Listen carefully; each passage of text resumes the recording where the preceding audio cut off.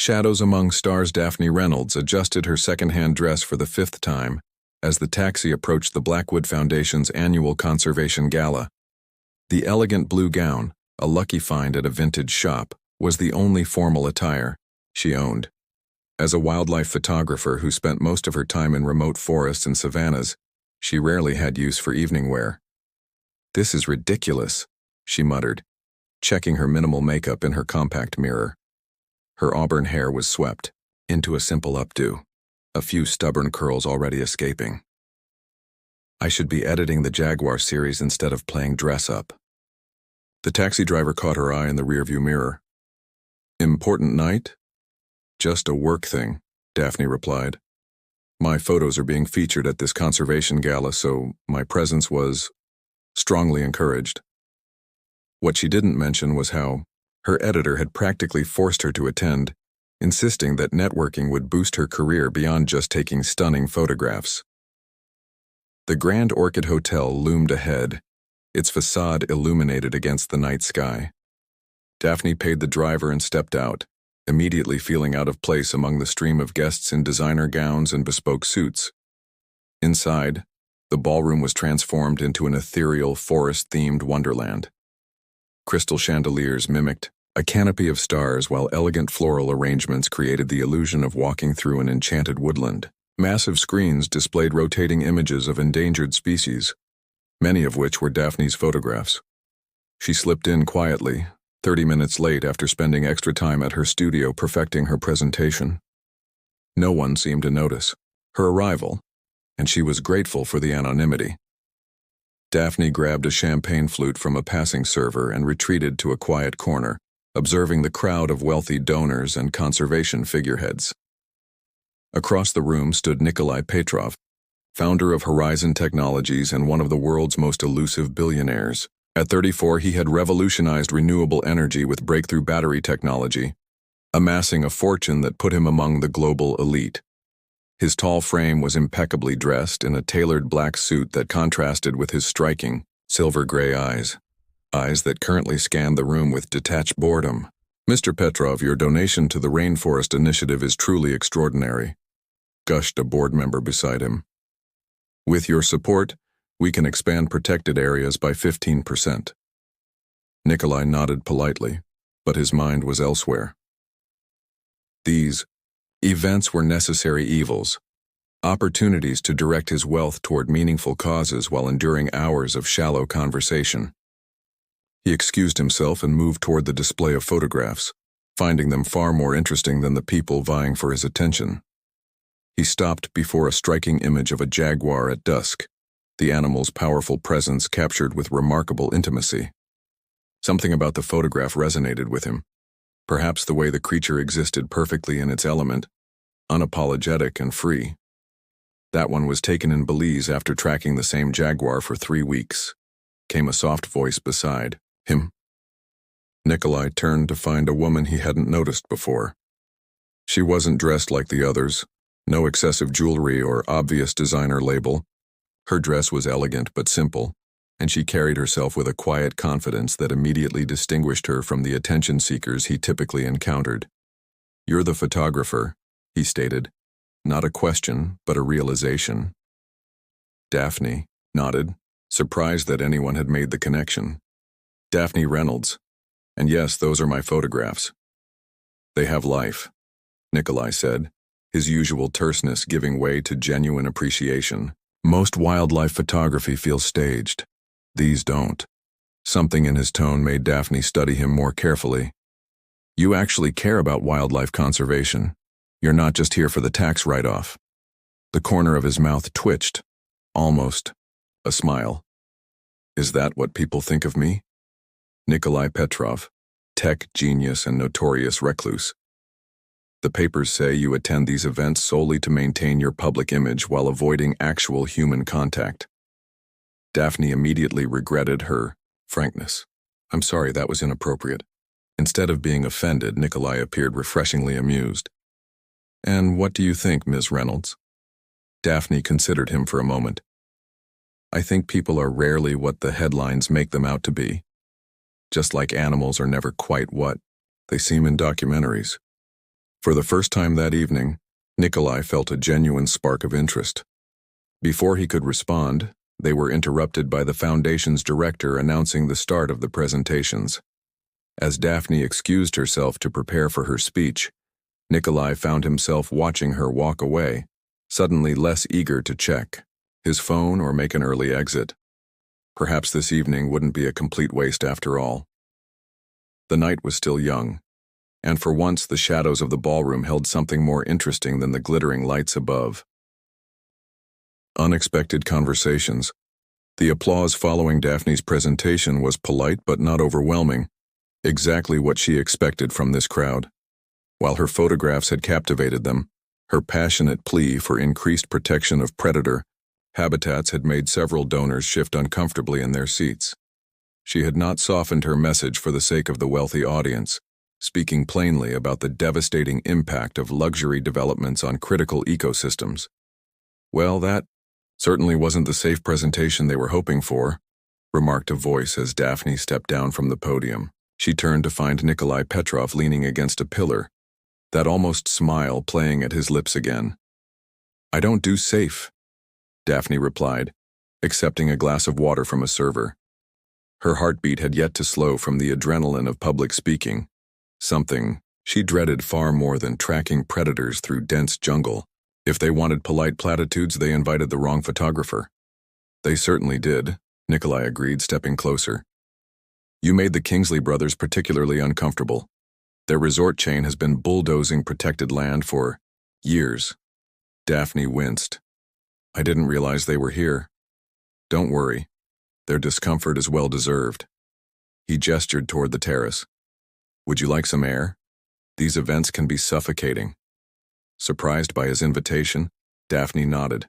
The terrace overlooked the city skyline, the night air cool against her skin after the warmth of the crowded ballroom. Only a few other guests had ventured outside, giving them an unexpected pocket of privacy. "I looked you up while you were speaking," Nikolai admitted, breaking the silence. "Your work in conservation journalism is impressive. 3 Wildlight Awards in 5 years, and that series on poaching operations in Southeast Asia actually led to policy changes." Daphne raised an eyebrow. "That's a bit unsettling. Do you always research people mid-conversation?" "Only the interesting ones." He handed her his phone, displaying an article about her work. "Most people here are easy to categorize. You're not. And what category would you put yourself in, Mr. Petrov?" Daphne challenged, handing back his phone. Nikolai considered this, looking out at the city lights. "Efficient problem solver. I see systems that don't work and fix them." "Is that why Horizon Technologies focuses on renewable energy? Fixing a broken system?" "Partially. The current energy infrastructure is unsustainable and inefficient." His expression grew more animated as he spoke about his work, a transformation that didn't escape Daphne's notice. "But it's more than that. My grandfather was a fisherman in a small coastal town. I watched industrial pollution destroy his livelihood and eventually take his life through respiratory illness." Daphne hadn't expected such a personal revelation. The media portrayed Nikolai Petrov as brilliant but cold, a ruthless businessman with little sentiment. The man beside her, speaking of his grandfather with quiet intensity, contradicted that image entirely. "I'm sorry about your grandfather," she said softly. "Is that why you fund conservation efforts? A personal connection?" "Everything worthwhile stems from personal connection," Nikolai replied. "Your photography, there's an intimacy to it that suggests you don't just observe these animals, you connect with them."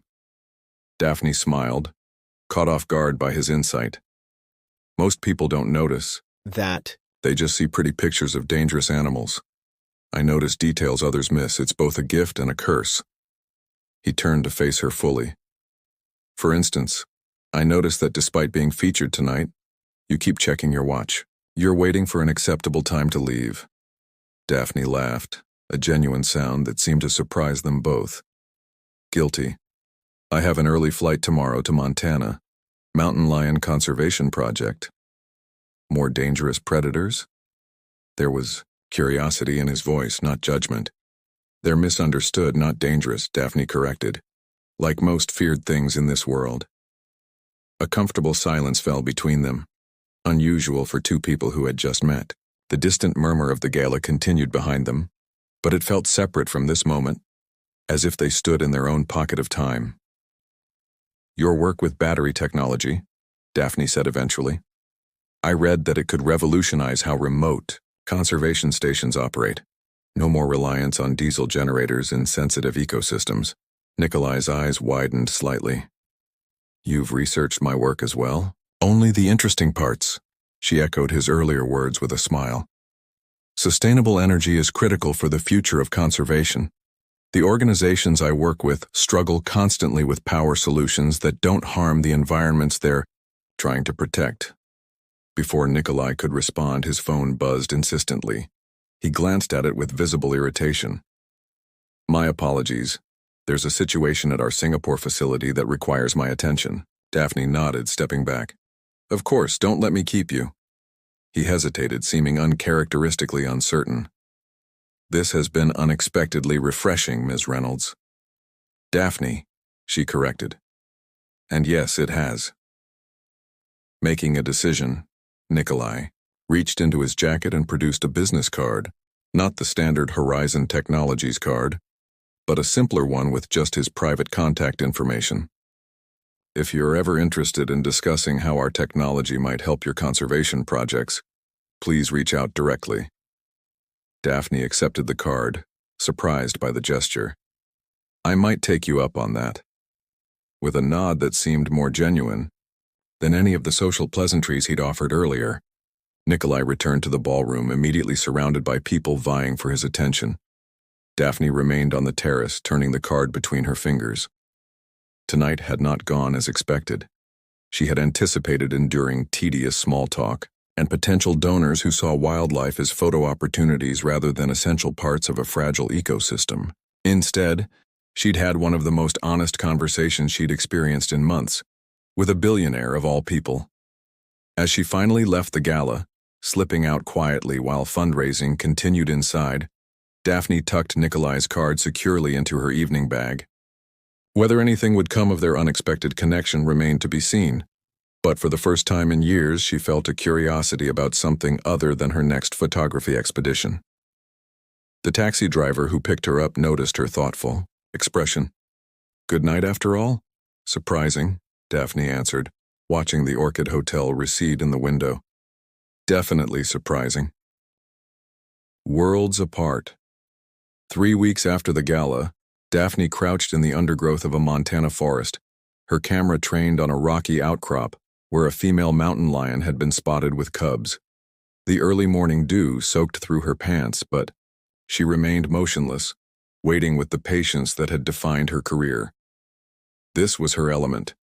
Not ballrooms and champagne, but the raw stillness of wilderness. Her satellite phone vibrated in her pocket. Normally, she would ignore any communication during a shoot, but this was the third call in 10 minutes. Sighing, she carefully backed away from her position and checked the device. 3 missed calls from her editor, Julian. 1 text message. "Call me. Emergency." Finding a small clearing where she wouldn't disturb wildlife, Daphne returned the call.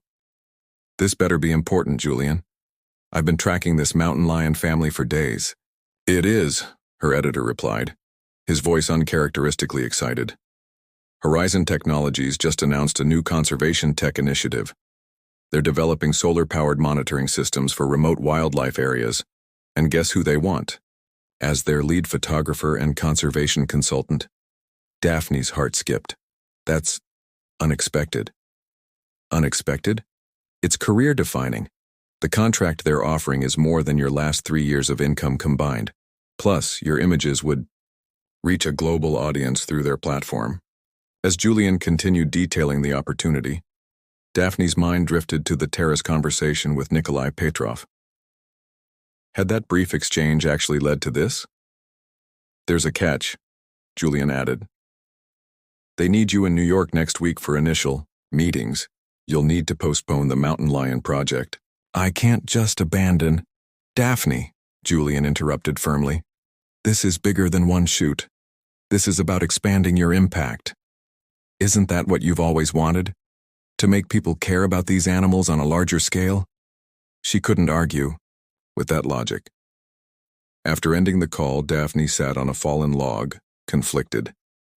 The forest around her felt like home in a way no city ever could. Yet the opportunity to influence conservation efforts through Horizon's resources was too significant to dismiss.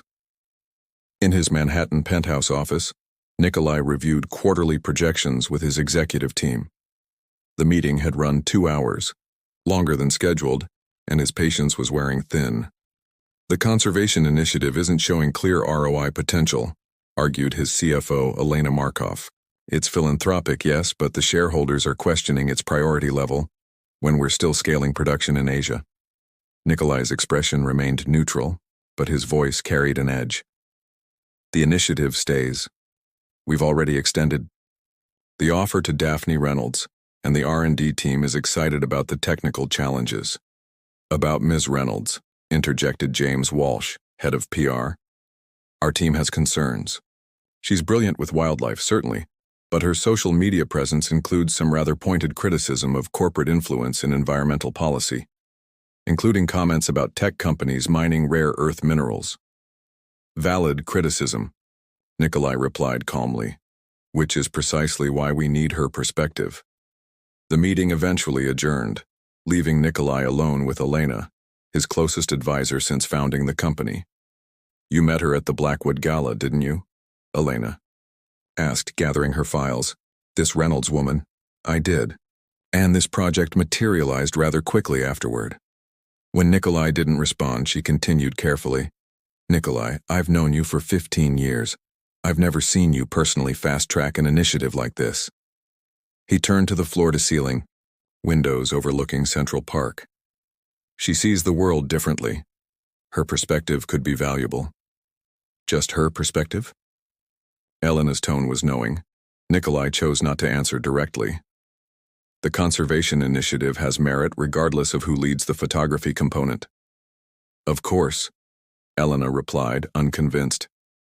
Well, you'll see her next week. The executive dinner is Tuesday. After Elena left, Nikolai opened his laptop and navigated to Daphne's professional website. Her latest blog post detailed her Montana project, the challenges of tracking mountain lions, the importance of predator conservation, accompanied by stunning preliminary photographs. Her passion radiated through every word. For a moment, he questioned his decision to pull her from fieldwork into corporate meetings. Was he being selfish, wanting to see her again under the guise of professional collaboration? Or could Horizon genuinely provide her work the platform it deserved? His phone rang. Singapore again with production issues. As always, multiple crises demanded his attention simultaneously. He closed the website and returned to the world he knew best: problem-solving, decision-making, building systems that worked.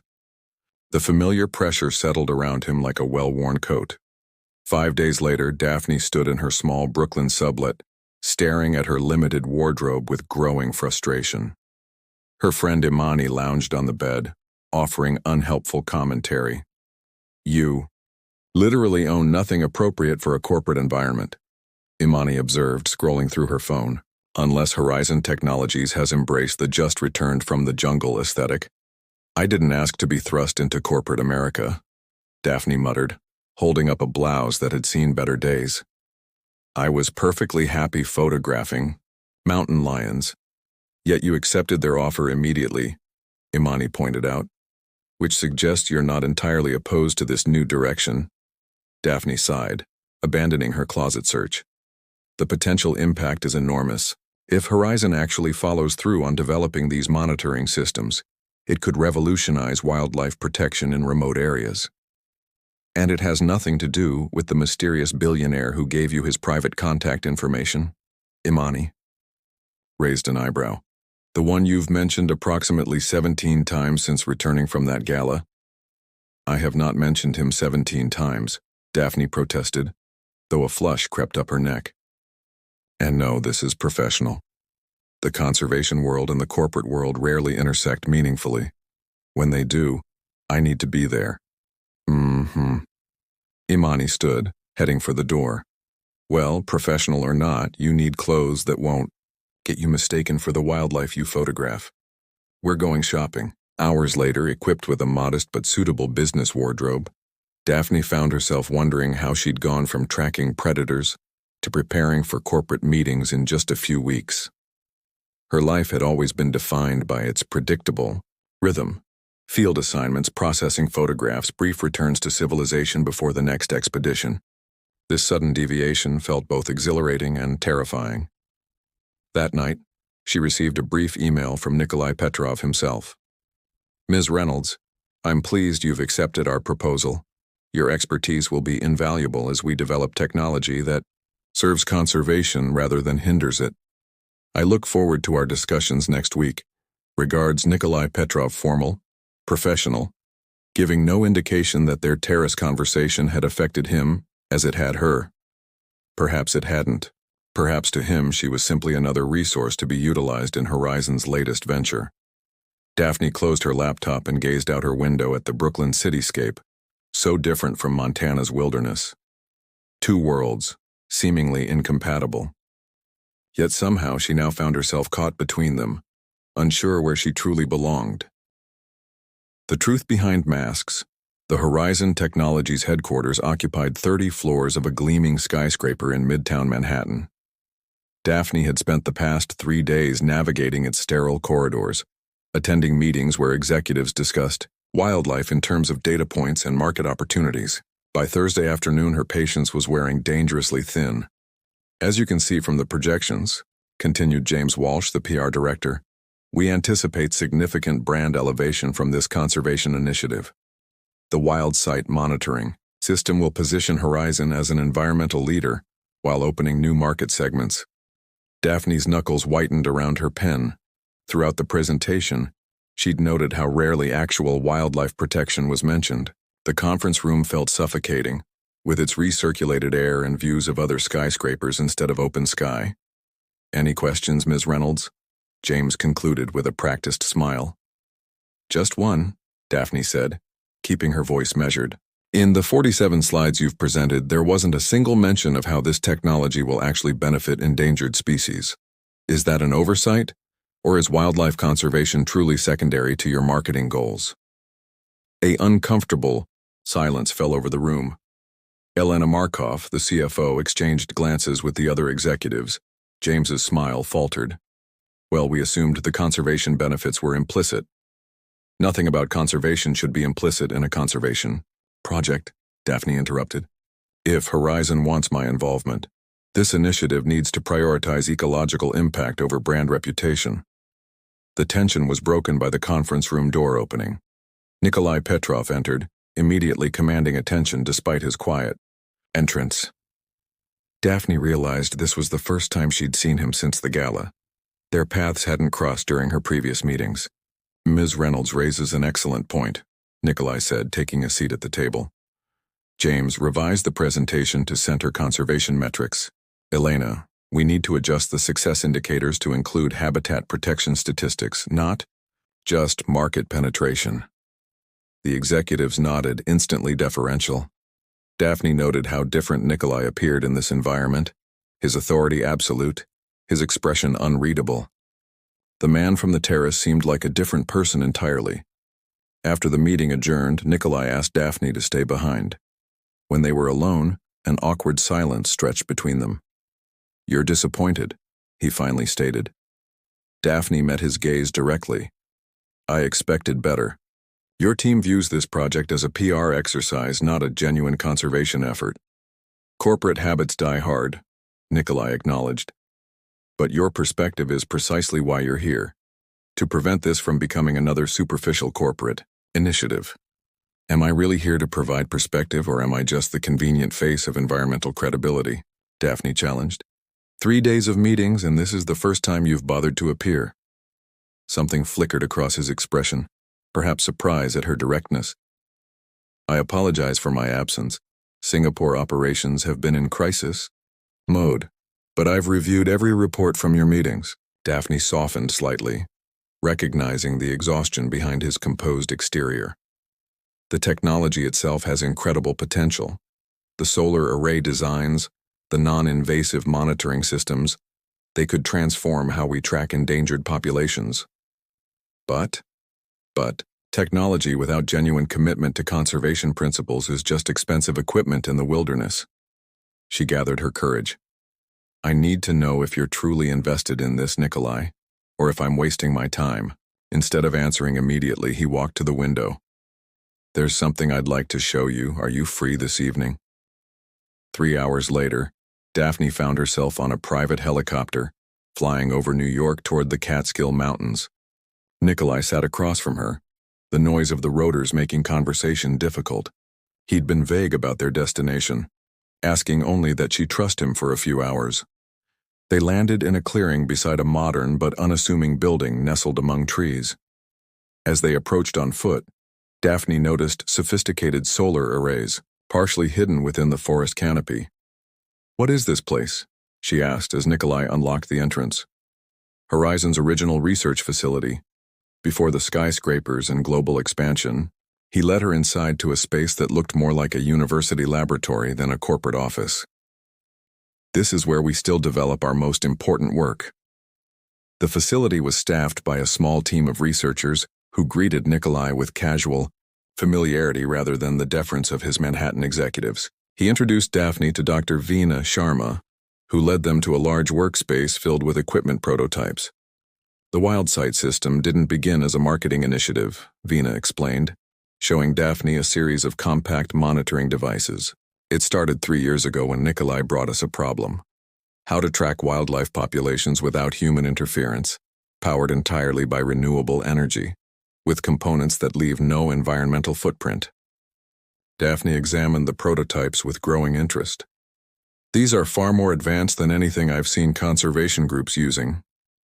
"Because they're not on the market yet," Nikolai said. "We've been testing them quietly in 5 locations globally, including..." He pulled up a digital map on a large screen. "The jaguar territory you photographed in Belize." Daphne stared at him in surprise. "You've been monitoring that region? For how long?" 14 months. The data has helped local conservation authorities prevent 3 major poaching operations. He brought up footage captured by the hidden cameras, familiar jaguars moving through their territory, including the male she had tracked for her award-winning series. A lump formed in Daphne's throat as she watched the magnificent cat patrol its territory, unaware of being observed. "He's still alive," she whispered.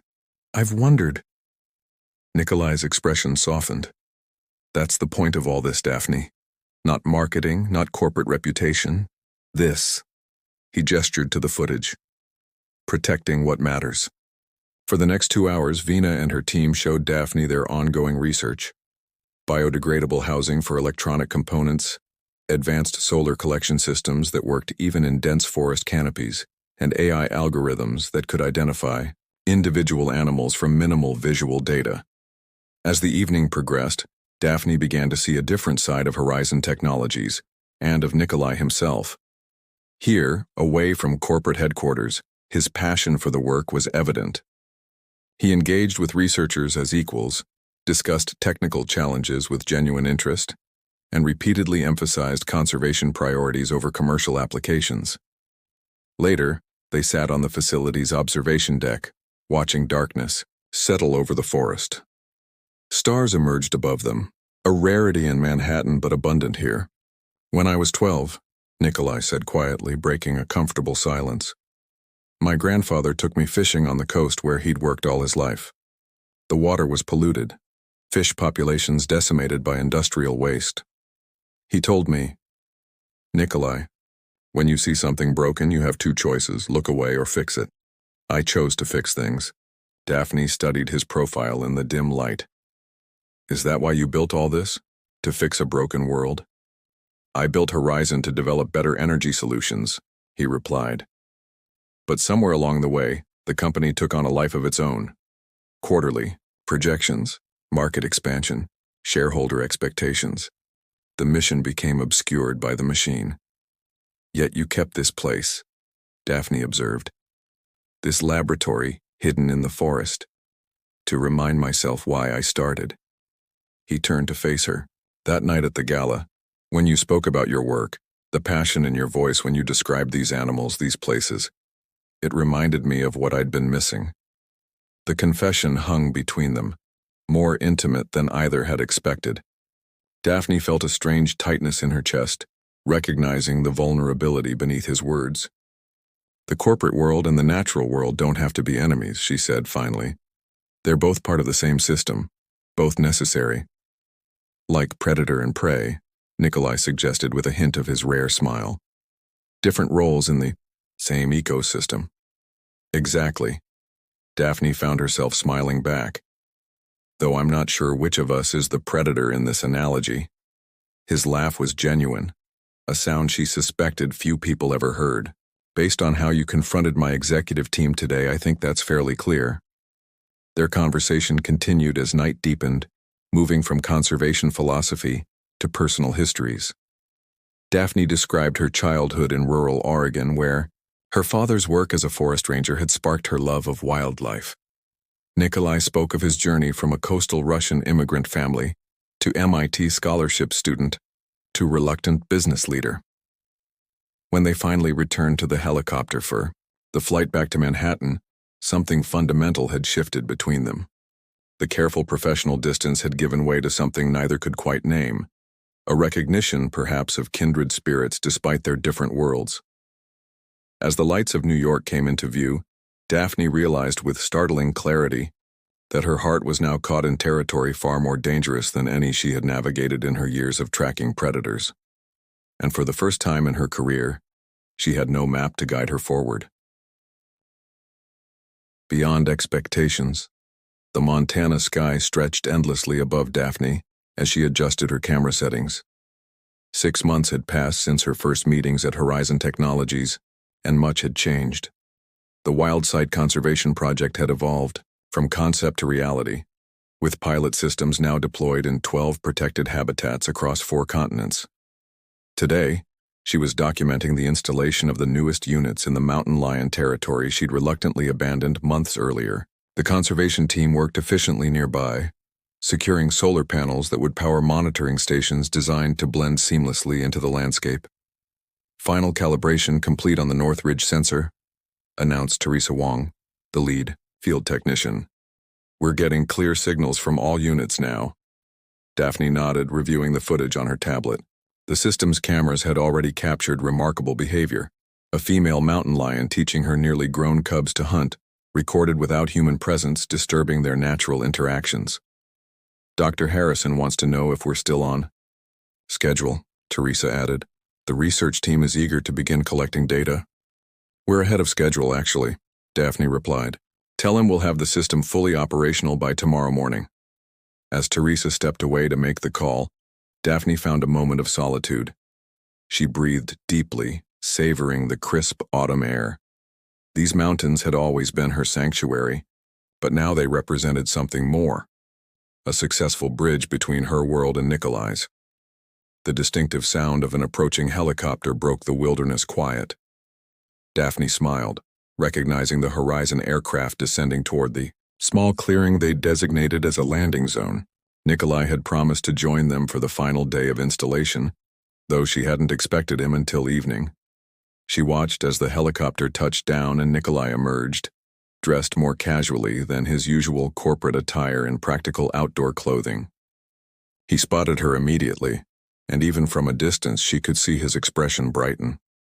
The past 6 months had transformed their relationship in ways neither had anticipated.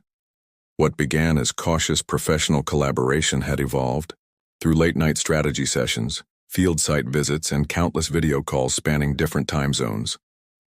Somewhere amid the work, barriers had fallen. The billionaire and the wildlife photographer had discovered a connection that defied easy categorization. Not quite colleagues, more than friends, both still navigating the uncharted territory between them. You're early, Daphne called as he approached, trying to ignore the quickening of her pulse that had become familiar whenever he appeared. Singapore meeting ended sooner than expected, Nikolai replied. His silver-gray eyes took in the installation site, then settled on her with warmth that still surprised her. How's the system performing? Flawlessly. Teresa says the energy efficiency is even better than projected.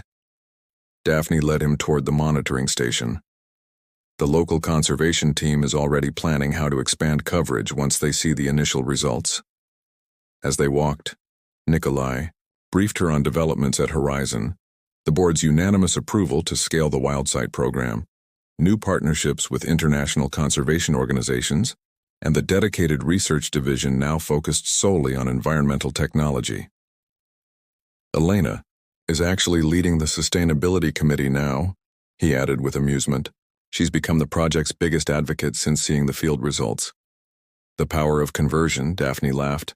From skeptic to champion in 6 months, they reached the ridge overlooking the valley where mountain lions had roamed for centuries. The afternoon sun cast long shadows across the landscape, painting the wilderness in gold and amber. For a moment, they stood in companionable silence, witnessing the culmination of their shared vision. I received an offer yesterday, Daphne said finally. National Geographic wants me to lead their new predator conservation documentary series. 3 years, 6 continents. Nikolai's expression remained carefully neutral. An incredible opportunity. It is, she agreed. Everything I've worked toward professionally. When would you start? February. Daphne turned to face him directly. I haven't given them my answer yet.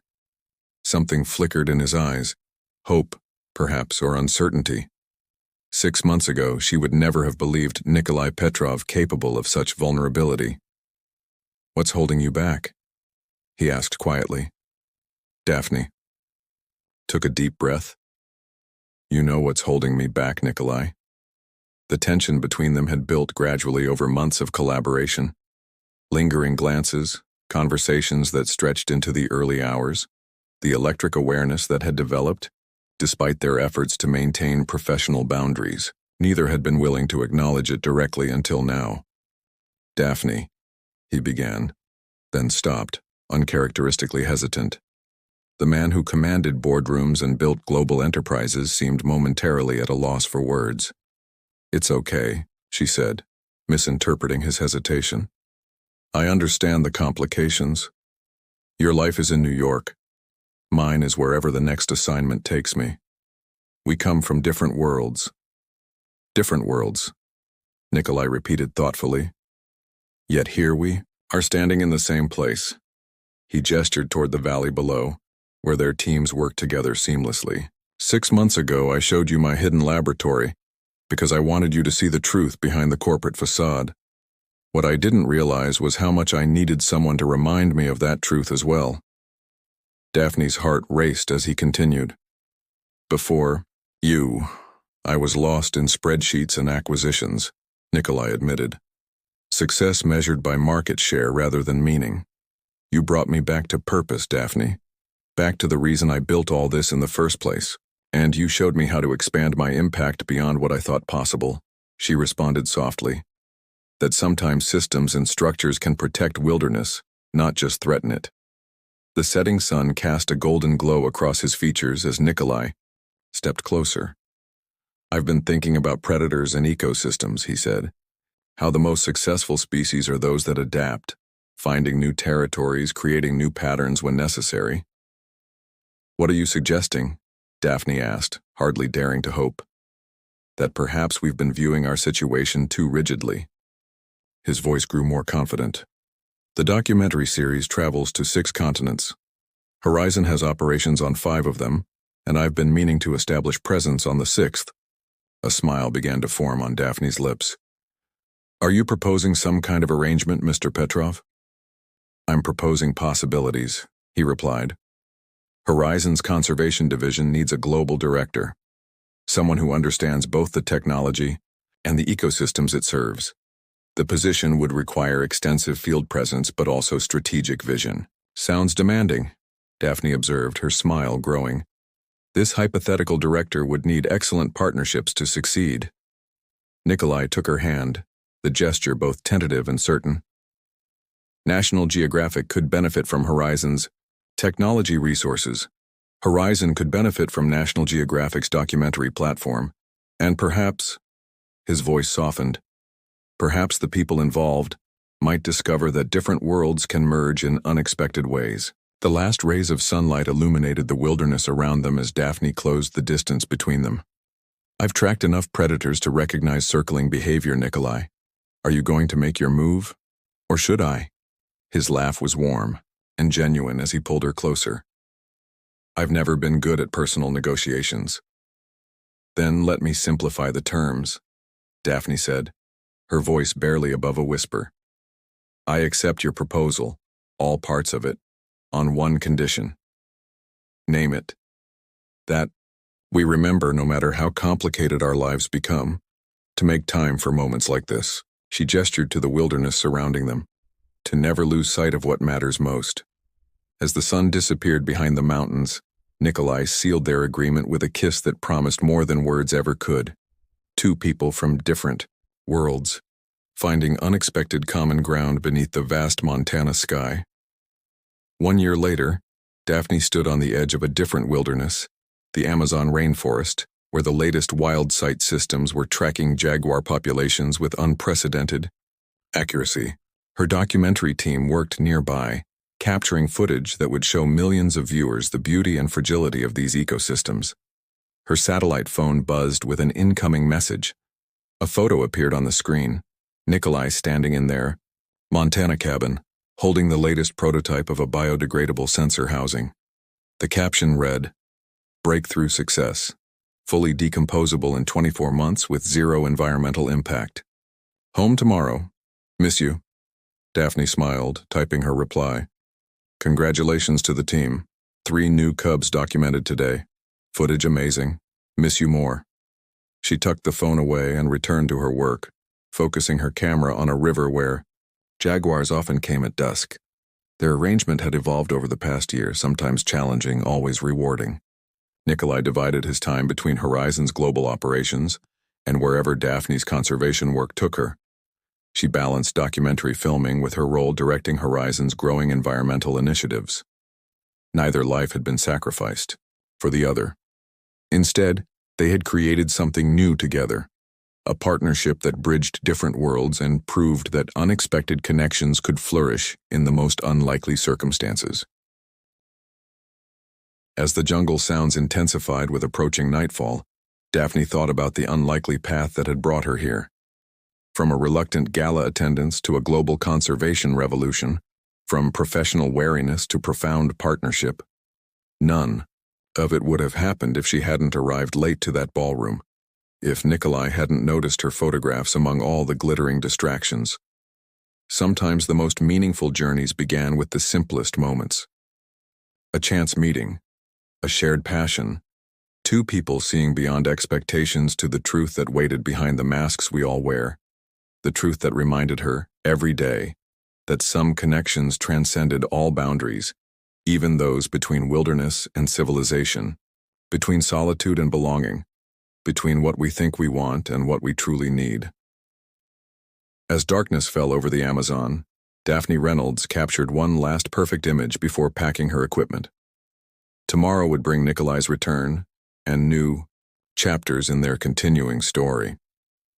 Tonight she would sleep beneath stars that looked the same whether viewed from a Manhattan penthouse or a rainforest clearing. Constants in a world of endless change and beautiful possibility.